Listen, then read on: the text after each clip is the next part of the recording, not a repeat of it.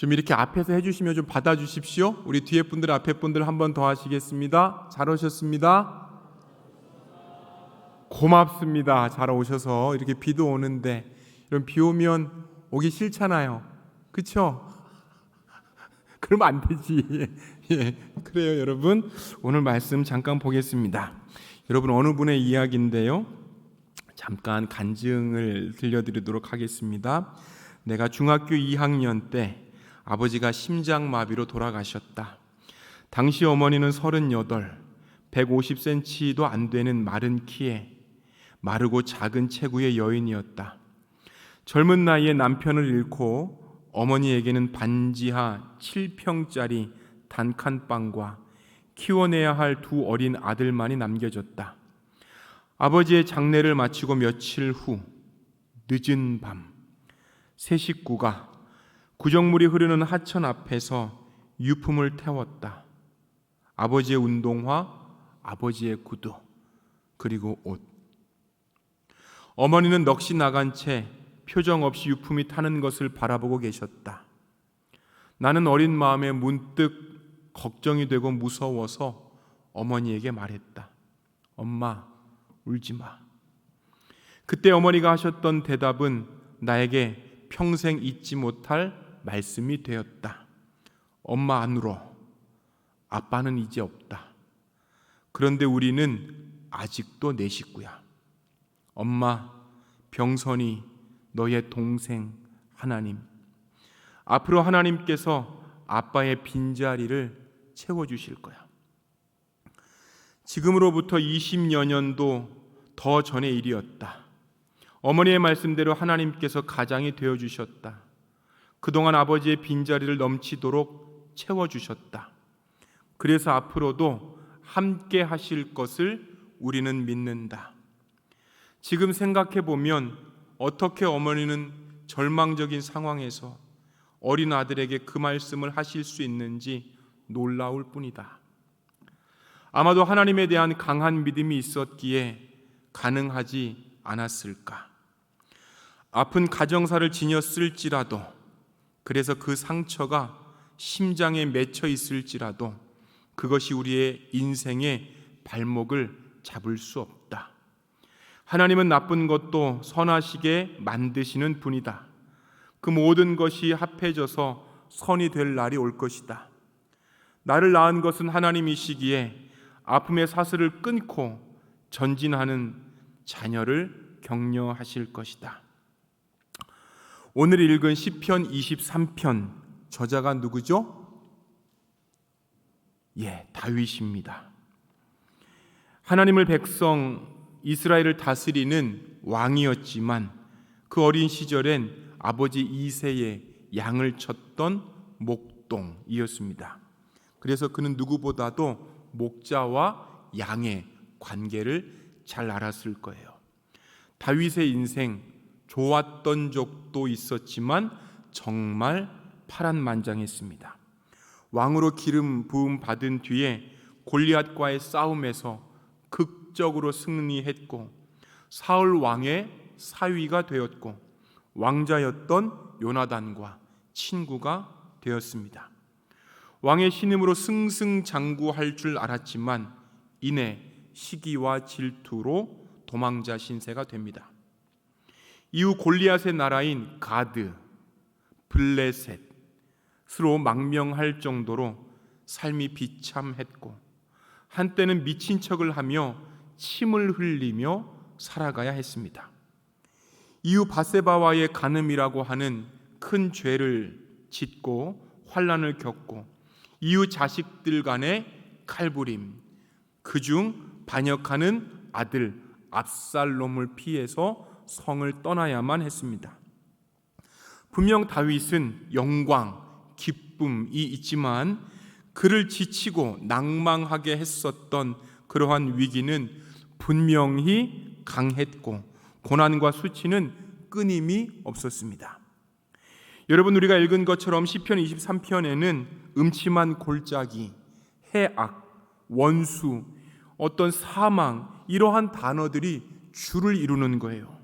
고난과 역경이 많았지만 그럼에도 불구하고 고난과 역경으로만 끝나지 않고 두려움도 찾아볼 수 없습니다.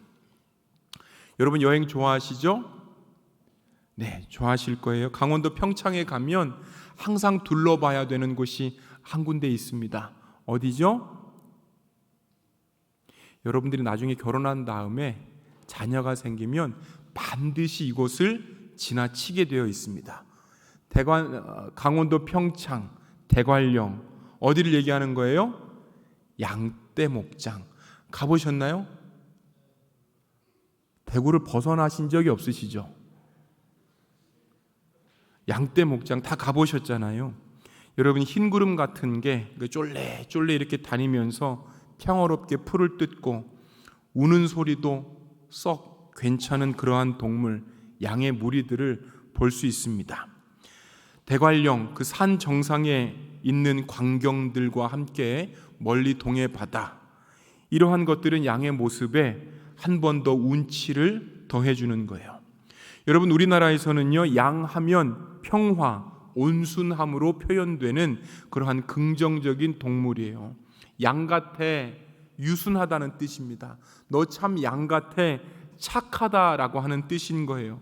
그런데 이스라엘에서는 욕이었습니다. 양이 미련하거든요. 시력이 약해서 잘 볼 수도 없습니다. 귀라도 밝아야 되는데 귀도 어둡습니다. 균형 감각도 없어서 네 발 짐승 중에서 거의 유일하게 넘어지면 스스로 일어설 수 없습니다. 빠르지가 않습니다. 오래 걷지도 못합니다. 방향 감각이 없고 보호할 수 있는 뿔도 없습니다. 그렇게 양은 자신의 힘으로 무언가를 할 수 없어서 반드시 목자가 풀밭으로 그리고 물가로 인도해야 살 수 있습니다.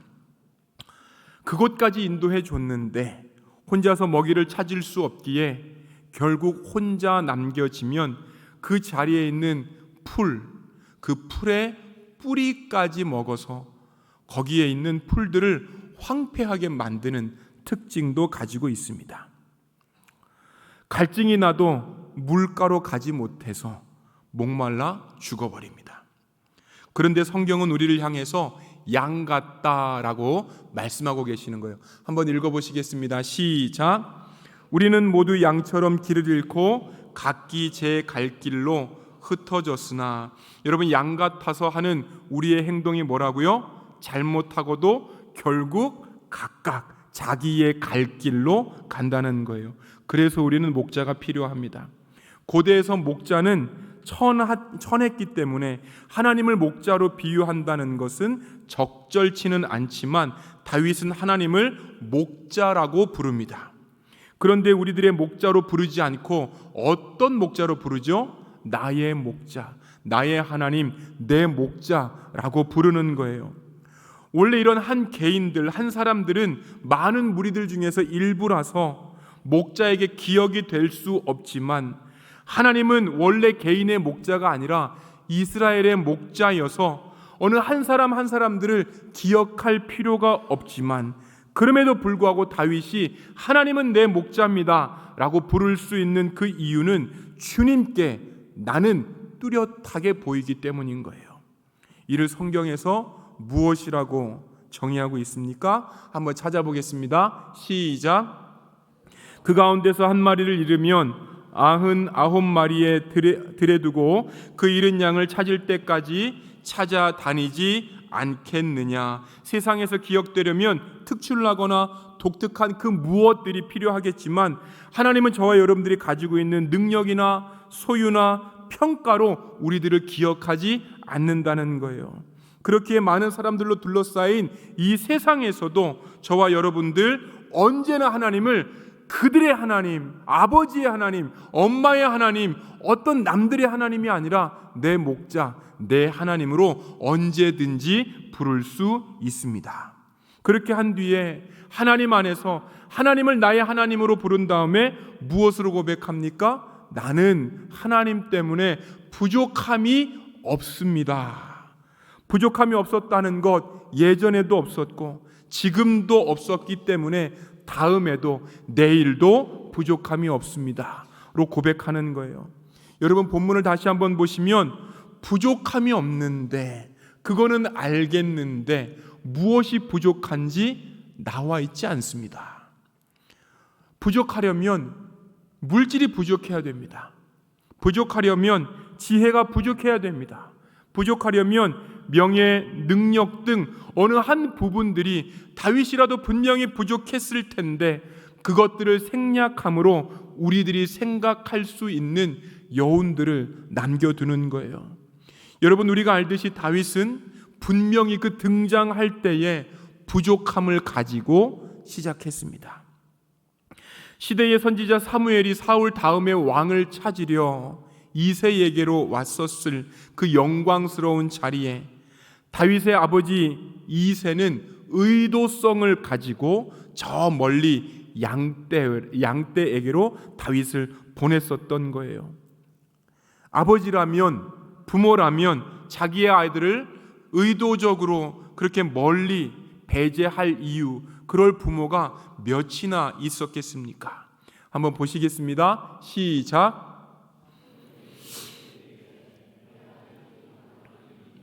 이새가 이르되 아직 막내가 남았는데 그는 양을 지키나이다. 이때 다윗을 소개한 막내라고 하는 뜻, 무슨 뜻이라고 혹시 기억하시나요? 필요 없다, 적합하지 않다, 이곳에 안 와도 된다. 아버지가 자기 아들을 그렇게 표현하고 있는 거예요. 필요 없는 아들입니다. 모자란 사람입니다. 이 자리에 적합하지 않습니다. 누구라도 참여하고 싶은 그 자리에 소개할 만한 가치가 없습니다. 무슨 이유에서인지 어려서부터 부당한 박대와 소외를 받게 되었었던 거예요. 관심을 받지 못했고 공평한 기회도 없었습니다. 형들과 다르게 체계적으로 교육과 양육도 없었습니다. 만일 당시의 출신 배경이 사람의 인생을 결정짓는다면 다윗은 평생 목동으로만 살아야 했을 거예요.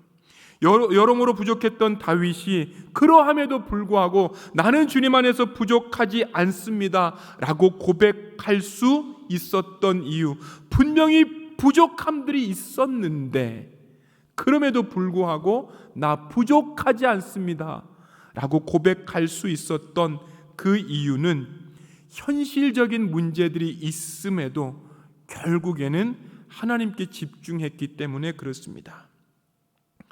여러분, 사실 어려운 때가 하나님을 내 목자로 만날 때인 거예요. 목마르고 배고픈 양이 어딘가를 물려서 아파하는 그 양, 그때에 목자를 바라보듯이 힘들 때는 우리들이 주님을 의지할 때입니다. 그렇게 그분과 가까워지면 부족함이 없음을 우리는 고백할 수 있습니다. 우리 2절을 한번 다 같이 읽어보시겠습니다. 시작. 나를 푸른 풀밭에 누이시며 쉴 만한 물가로 인도하신다. 우리나라가 70%가 있는 게 있다 그러죠. 뭐죠? 산이잖아요. 그렇죠? 산, 그리고 강. 우리나라에는요, 산과 강을 굉장히 쉽게 볼 수 있지만, 그래서 산과 강의 어떤 풍족함을 늘 누릴 수는 있지만 광야와 사막의 나라인 이스라엘에서는 이런 풀밭과 쉴 만한 물가란 어떤 그 영토의 저 끝부분에 요만큼 발견되는, 그것도 한철만 나오는, 그렇게 잠깐 만들어지는 그러한 지형입니다. 이때를 위해서 목자는 여러 지역을 살펴야 하고 아주 몇 달간 집에서 떠나게 되는 거예요. 그리고 광야를 헤매며 그 양을 인도합니다. 결국 도달한 곳, 푸른 풀밭, 양들이 누울 수 있을 만큼 안전하고 평안한 곳이에요. 그런데 양들이 누웠다 보신 적 있으십니까? 보셨죠? TV에서. 사실 굉장히 드문 경우라 그래요. 양들이 누웠다라고 하는 것 자체가 상당히 드문 일이랍니다. 우리가 동물의 왕국을 많이 보게 되는데, 동물의 왕국을 보면 낮잠을 자는 동물들이 있습니다. 대부분 어떤 동물들이죠? 대부분 어떤 동물들이에요? 센 것들이 낮잠을 잡니다. 사자 혹은 호랑이, 하이에나 이런 센 종류들이 낮잠을 자지, 약한 동물들은 물을 마실 때도 먹을 때도 항상 눈치만 볼 뿐이에요. 그런데 유독 잠을 자지 못하는 동물이 양이랍니다. 잠자는데 어려움이 있기에 서서 자거나 숙면이 안 되어서 계속 깬답니다. 양처럼 약한 동물들 몇 가지 상황들이 갖추어져야 비로소 잠을 자는데, 첫 번째는 두려움이 한동안 계속 없어야, 완전히 두려움에서 벗어나야, 그런 확신이 들어야 잠이 들기 시작한다는 거예요. 그렇지 않으면 눕지를 않습니다. 두 번째는 무리를 이뤄 사는 동물이기 때문에 서로 간에 불화가 있으면 눕지를 못합니다. 겁이 많습니다. 천적들을 받아들일 수는 없는데 이 양들 무리 사이에서 자기의 힘을 과시하는 데는 탁월합니다. 그래서 서열을 계속해서 정리하는 거예요. 다른 양이 물러가도, 다른 양이 다른 동물에게 물려가도 겁나서 저항도 못하지만 무리 사이에서만큼은 경쟁합니다. 세 번째는 해충이 없어야 된대요. 양이 해충들로 말미암아서 흔들고 괴로워하다가 결국 빠져나오지 못할 덤불 속으로 들어가서 뒤집혀서 죽는 경우들이 너무나도 많다는 거예요. 양을 8년 동안 관찰한 어느 목사님의 이야기예요. 양들이 눕는 것을 거의 본 적이 없었다. 양들이 눕고 쉬기 위해서는 이렇듯 두려움이 없어야 되고, 불화가 없어야 되고, 괴로움이 없어야 되고, 배고픔이 없어야 된다. 이러한 조건들을 충족시키는 게 너무 어려웠다는 거예요. 한국 전쟁 때에 전쟁 속에 수많은 고아들이 이렇게 생겨났습니다.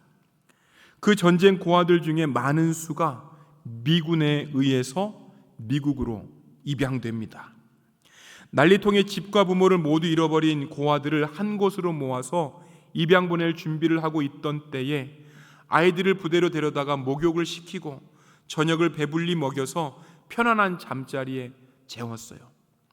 아이들이 오랜만에 포식하였고 이윽고 밤이 깊었습니다. 그런데 웬일인지 대부분의 아이들이 잠을 자지 못하는 거예요. 물었습니다. 너희들은 왜 잠들지 못하고 있니? 왜 잠이 안 오니? 아이들이 대답합니다. 아저씨, 내일은 무얼 먹나요? 아이들을 잠들게 만들 수 없었던 것, 내일을 위한 양식에 대한 염려였습니다. 총의 위협으로부터는 해방되었지만 궁핍이 남아 있었던 거예요. 걱정하지 말아라. 오늘도 내일처럼, 내일도 오늘처럼 배불리 먹게 해줄게. 병사의 이 말을 듣고 아이들이 고개를 끄덕였습니다. 그럼에도 아이들은 자지 못했습니다. 결국 한 병사가 머리통만한 커다란 햄버거 빵을 하나씩 주어주자 그때에 잠을 들 수 있었다는 거예요. 여러분, 이것이 사람의 마음입니다. 주는 사람이 분명히 있음에도 불구하고 믿지 못하고 내 손에 주어져야, 내 손에서 확인이 되어야 염려가 없어지는 것처럼 우리는 여전히 염려와 근심으로 늘 살아가지만 늘 하나님보다 나를 더 신뢰합니다. 하나님의 은혜로 살 수 있다는 사실이 믿겨지지 않습니다. 이것이 불신앙입니다. 주님께서는 스스로의 힘으로 살아가시면서 하나님의 도움을 원하지 않는 것을 슬퍼하십니다. 그래서 신앙이라고 하는 것, 하나님을 개인적으로, 인격적으로, 전적으로 믿는 것이에요. 목자가 양을 위한 하나님의 준비하심과 예비하심을 믿는 것, 나에게 필요한 것들을 살피시기 위해서 나의 인생을 계속해서 주목하고 계심을 믿는 것, 그렇기에 유일하신 도움이신 하나님을 보면서 살아가는 것, 이것이 신앙입니다. 그러므로 목자와 양에서 발견되는 참된 신앙은 하나님과의 관계를 얼마큼 개인적으로 가지고 있느냐, 얼마큼 개인적으로 누리고 있느냐, 이렇게 살아갈 수 있느냐에 달렸습니다. 여러분 한 번 더 읽어보기를 원합니다. 23장 2절입니다. 시작. 나를 푸른 풀밭에 누이시며 쉴 만한 물가로 인도하신다. 다윗이 분명히 나라고 고백합니다. 우리라고 고백하지 않고 나라고 고백하고 있는 거예요. 신앙이라고 하는 것, 하나님과의 개인적인 경험이 먼저 필요합니다. 누가 뭐라고 하든, 다른 사람들이 하나님께 뭐라고 하든, 다른 사람들의 간증이 어떻든 간에, 어떻게 평가하든 간에 그것에 영향을 받지 않습니다. 환경과 여건을 능가하여 하나님을 만났었던 그 경험이 있기 때문이에요. 나에게 하나님은 누구십니까? 그리고 하나님께 여러분 한 분 한 분은 누구십니까? 하나님께서는 우리를 넘어 한 분 한 분들과 인격적인 관계를 맺으며 살기를 원하십니다. 여름 우기에는 홍수가 많이 납니다. 장마철에 불어난 물에 휩싸여 종종 살아있는 짐승들이 떠내려오는데 그때마다 사람들이 발을 구르면서 안타까워하는 거예요. 닭들이 떠내려 갑니다. 소들이 떠내려 가다가 어느 한 집의 지붕에 올라있는 모습들도 우리가 볼 수 있습니다. 소리를 지르며 살려달라는 돼지들도 보게 됩니다. 그런데요, 여러분, 그러한 TV 속에 있는 동물들의 모습을 보면 한 가지 발견하는 게 있어요. 뭘까요? 제법 수영을 잘합니다. 동물인데 가르쳐 준 적이 없는데 수영을 잘해요. 그런데 양은 거의 유일하게 수영을 못합니다. 왜 그럴까요? 양의 털이 물을 다 흡수해 버리는 거예요. 그래서 가라앉게 된답니다. 그래서 양은 특별히 흐르는 물을 무서워합니다. 하나님께서 자신을 쉴 만한 물가로 인도하시는 것, 이러한 쉴 만한 물가라고 하는 뜻은 어떤 흐르는 물이 아니라 멈추어져 있는, 파고가 없는 굉장히 잔잔한 그러한 물을 의미하는 거예요. 양이 여러 가지 약점을 가지고 있지만 최대 약점은 아무리 목이 말라도 흐르는 물에서는 물을 마시지 않는다는 점입니다. 목자는 양들이 풀을 먹은 후 언제쯤 물을 마셔야 할지 이미 알고 있습니다. 따라서 물을 주어야 할 시간에 물이 있도록 물이 있는 장소도 미리 살펴둡니다. 양들에게 흐르는 물은 안 되기 때문에 세찬 개울가에서 물을 먹으라고 강요할 수 없습니다. 바보들아, 이렇게 먹으면 되지 않냐? 물 앞에 데리고 왔는데도 왜 먹지 못하냐? 라고 우격다짐하지 않습니다. 많은 사람들, 세상들은 어찌할 수 없는 나의 약점들을 가지고 나를 판단하고 여러분들을 판단하고 또한 월등히 훌륭하거나 약점이 없는 사람들과 비교하여서 우리를 상하게 하고 힘들게 하지만 하나님은 우리를 그런 식으로 절대 다루시지 않습니다. 양이 왜 흐르는 물을 먹을 수 없을까요? 물을 마시다가 빠질지 모른다는 두려움 때문이래요. 물에 빠져본 경험이 없는데 물을 두려워합니다. 그것이 양의 본질이고 기질입니다. 이렇게 양에 대한 목자의 인도가 굉장히 구체적입니다. 목자는 흐르는 물을 막으려 돌멩이와 흙을 가져다가 작은 댐을 만듭니다. 그렇게 한 후에 물의 흐름을 멈추어 움직이지 않는 어떤 그러한 큰 파고가 줄어든 이러한 물로 만든 후에 양들을 인도합니다.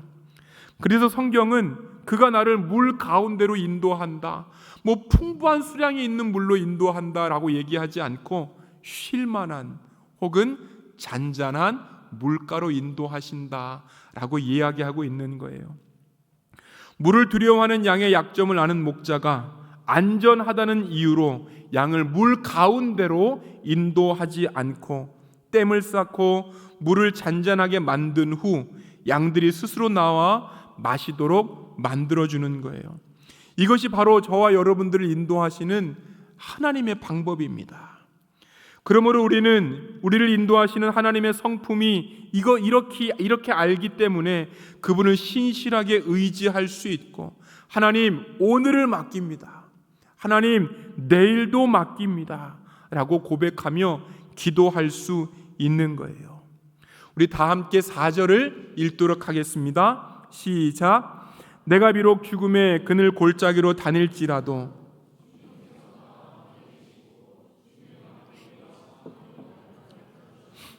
내게는 두려움이 없습니다. 내가 비록 죽음의 그늘 골짜기로 다닐지라도 주님께서 나와 함께 하시고, 좋은 환경에서 나쁜 환경으로 바뀌었습니다. 하나님의 사랑을 확인하던 환경, 물가와는 다른 분위기 속에서도 여전히 다윗은 하나님을 신뢰하며 목자이심을 고백합니다. 시의 앞부분에서 초장이 나왔고 풀이 나왔고 잔잔한 혹은 쉴만한 물가가 나왔지만, 그래서 영적인 회복을 경험하였지만 다윗이 항상 잔잔한 물 혹은 초장에만 있지는 않았습니다. 때로는 영혼의 고갈을 느꼈고 하나님께서 계시지 않은 것 같은 그러한 공포들을 몇 년씩 경험하기도 했었던 거예요. 그래서 다윗이 여러 다른 시편에서 이렇게도 고백합니다. 내 하나님이여, 내 하나님이여, 왜 나를 버리셨습니까? 어찌 나를 멀리하여 돕지 않으십니까? 왜 내가 신음하는, 왜 내가 아파하는 그 소리 주님 당신 들리시지 않으십니까? 내가 낮에도 부르짖고 밤에도 잠잠치 않은데 왜 주님 응답치 않으십니까?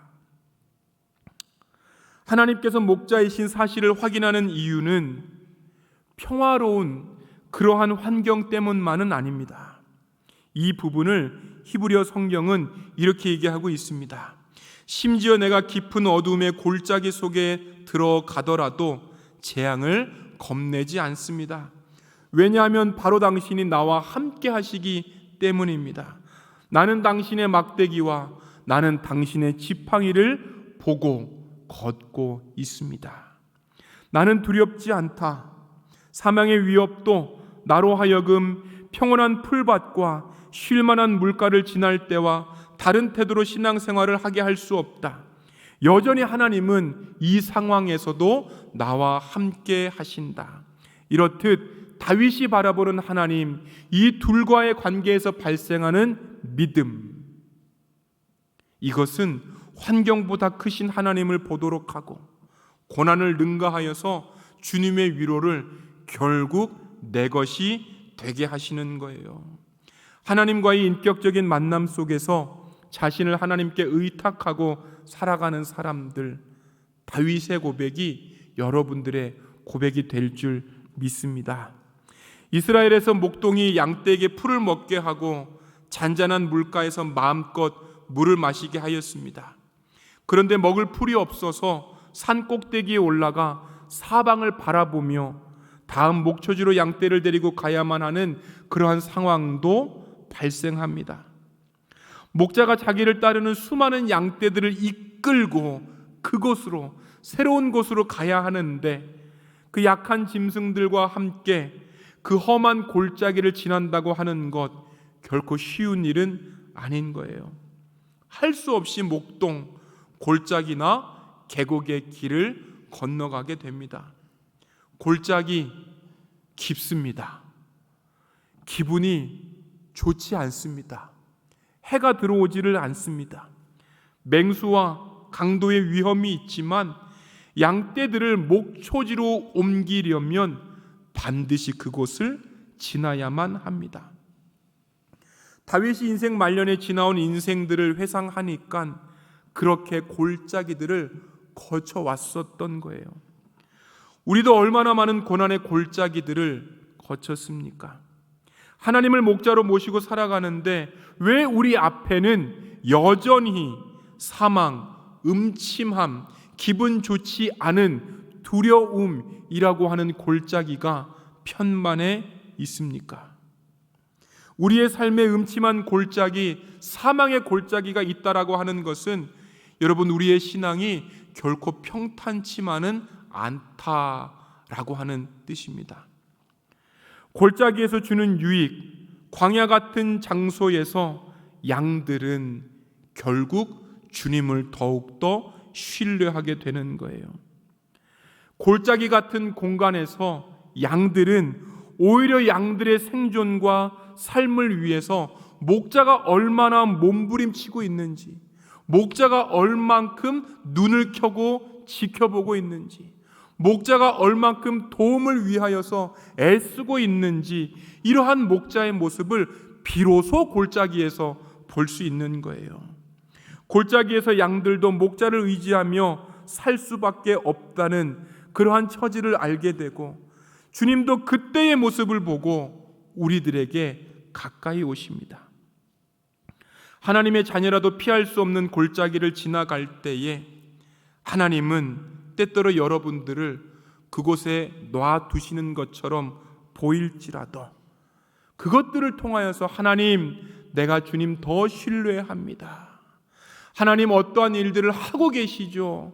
라고 고백할 수 있는 그러한 믿음의 사람들이 되기를 소망합니다.